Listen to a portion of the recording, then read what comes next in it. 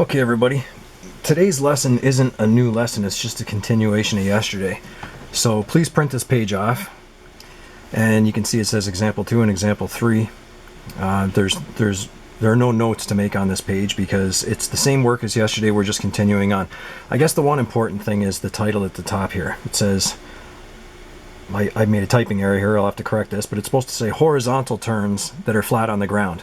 So yesterday's work we were dealing with things that were looping up into the air in vertical circles. Today we're going to take the circle and set it down flat on the ground, and that's going to change things a little. So pause this video and read this first question so that you can kind of think about what we need to do.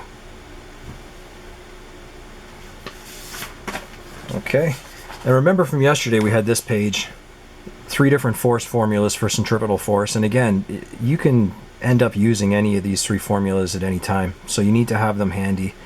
And I'll have to remember to post an online copy of the formula sheet for those of you that don't have it.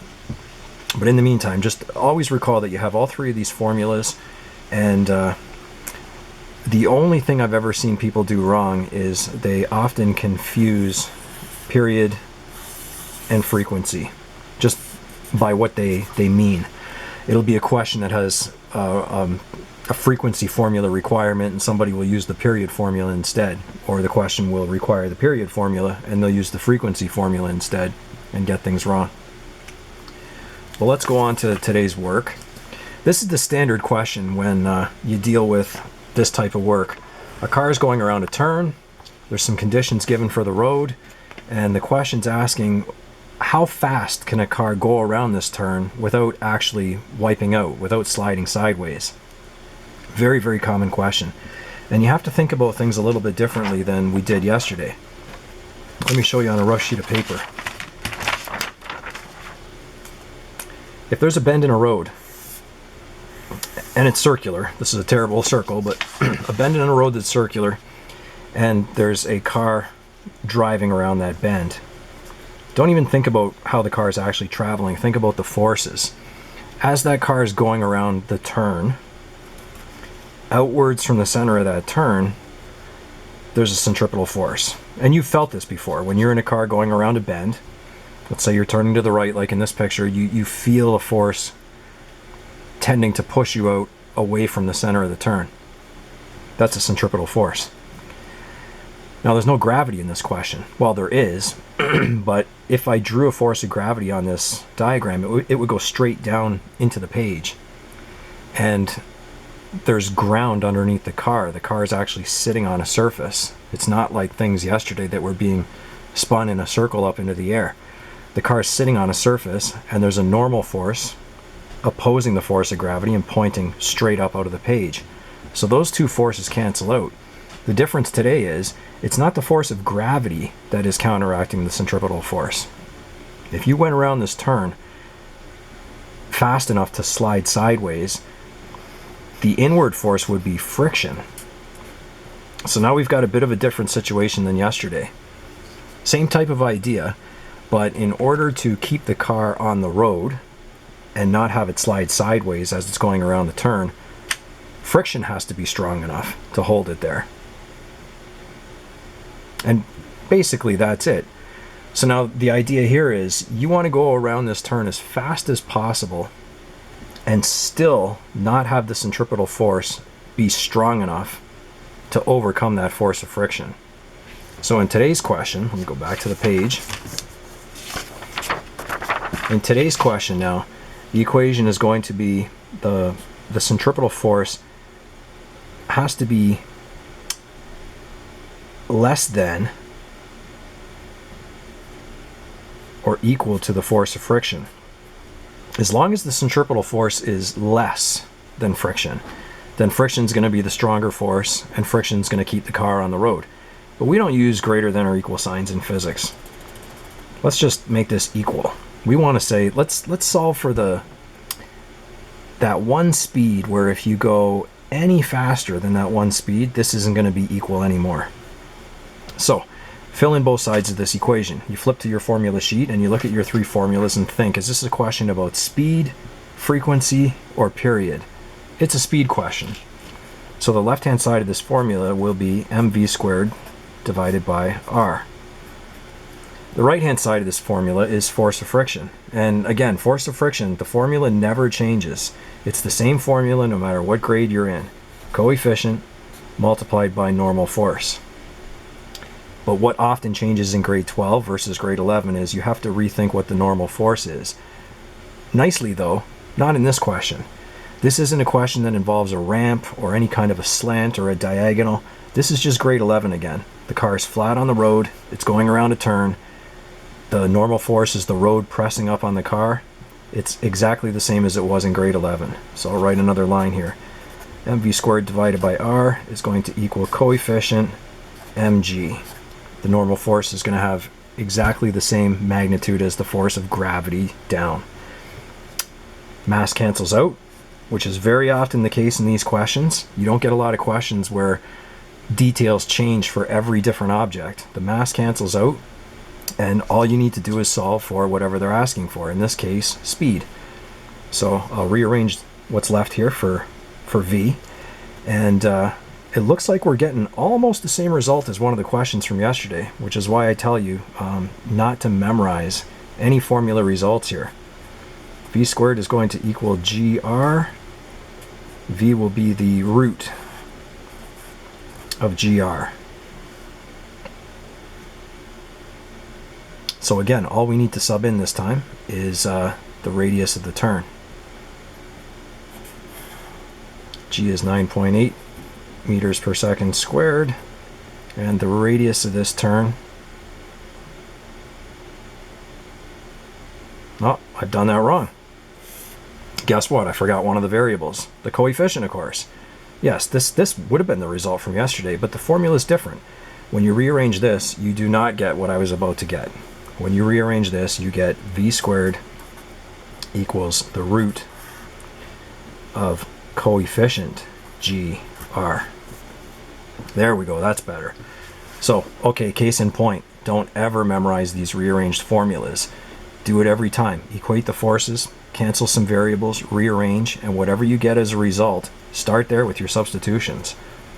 Okay, so, and I've also made a mistake here because V squared, I've already written the square root on the right hand side, so that is not there. It's V equals the square root of coefficient G times R. Alright, so what do we have for substitutions here? Because this is a real mess.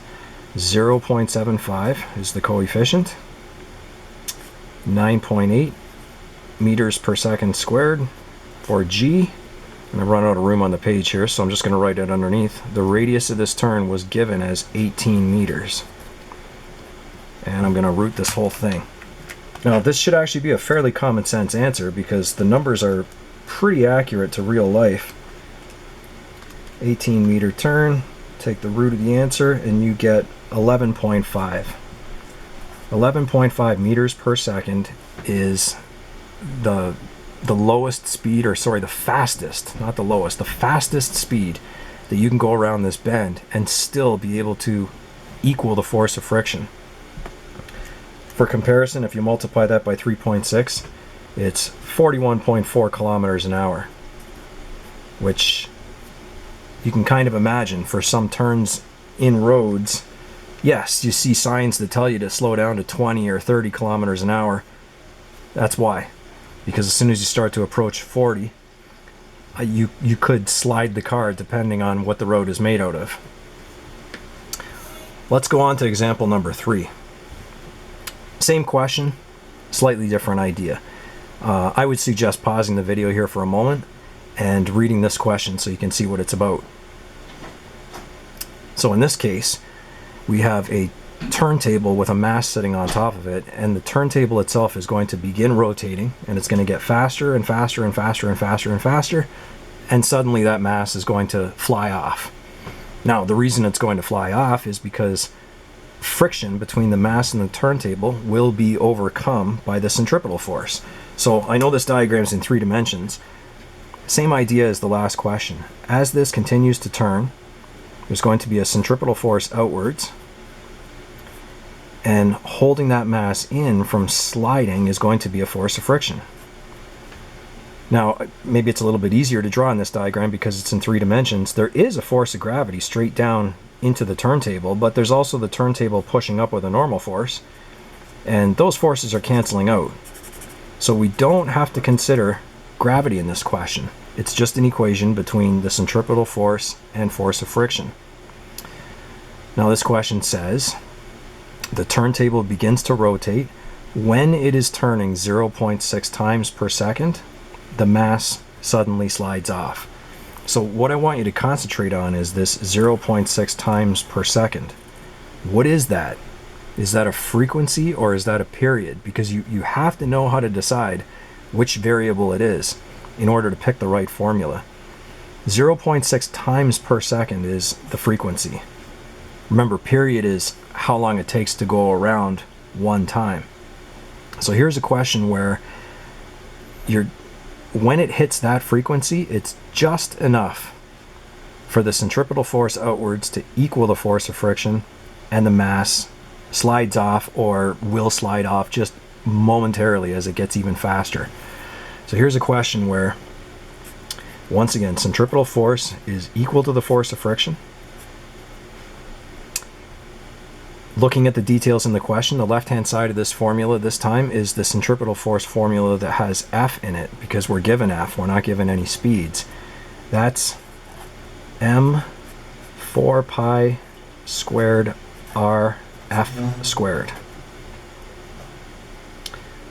The right-hand side of this formula is force of friction, and again, it's just a flat object, so similar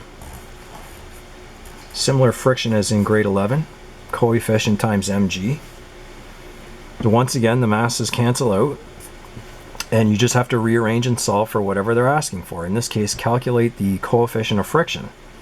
So there it is on the right hand side. I'm going to move g to the left and write the left hand side one more time before I substitute in. 4 pi squared r over f squared divided by g should equal the coefficient of friction. And we should get a common sense answer. Remember, coefficients of friction, they're not just shots in the dark. They need to be between 0 and 1. So 4 is 4, pi is pi, and you have to remember to square it. The radius in this question is 15 centimeters, so that's going to have to be converted to meters. 0.15 meters. The frequency is given as 0.6 times per second, which is 0.6 hertz. And it's very common to forget not to square the frequency. And divide by g, 9.8 meters per second squared. That should equal a common sense answer for coefficient of friction. And I'm just going to grab a calculator here in the background. Try to remember this. Don't use 3.14 for pi. Try really hard to find the pi button on your calculator, because it will make a difference. You won't get accurate answers if you're manually punching in 3.14. You can try this answer out too to make sure that I was right, but it does give a common sense answer, 0.22. And there's no units on a coefficient of friction. Today's work really was following through these examples and trying to understand why you're doing the calculation the way you're doing it. There are 2 homework questions only. It's not going to take you very long at all. Just to practice rearranging things in different ways. The homework questions they're not exact matches to these examples, but they're very close. I'll post full solutions to the homework so that you can check your final answers. I saw on today's page I didn't post final answers to the 2 questions at the end of the questions. It's only 2 questions, so today, get an answer, give it your best shot, and I'll post full solutions later on so that you can check them out.